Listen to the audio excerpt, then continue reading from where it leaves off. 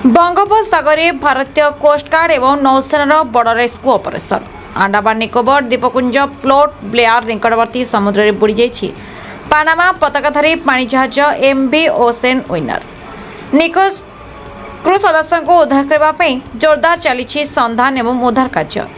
सूचना अनुसार गत 21 तारिख जहाज सहित समस्त जोगाजोग विच्छिन्न हो जाता।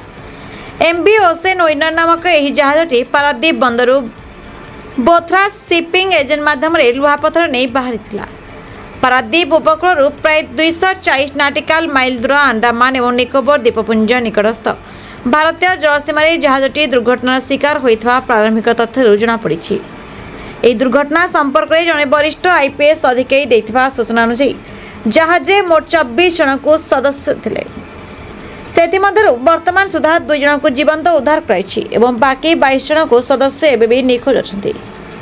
निखोज क्रू सदस्यों संधान पर भारतीय तटरक्षी बाहिनी निजर 3टी प्रमुख जहाज एवं एयरक्राफ्ट को नियोजित कर भारतीय नौसेना एवं सामुद्रिक कर्तृपक्ष मिलित भाव समुद्र माध्यम सर्च एंड रेस्क्यू ऑपरेशन को आहरी व्यापक कर प्रतिकूल परिस्थिति सत्वे बाकी 22 जन को सुरक्षित उद्धार करने समस्त प्रकार उद्यम जारी रही।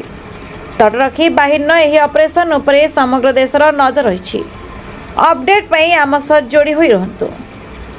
जगतसिंहपुर कुजंगरू सुमिता सेनापति report the Republic Odisha 24 news.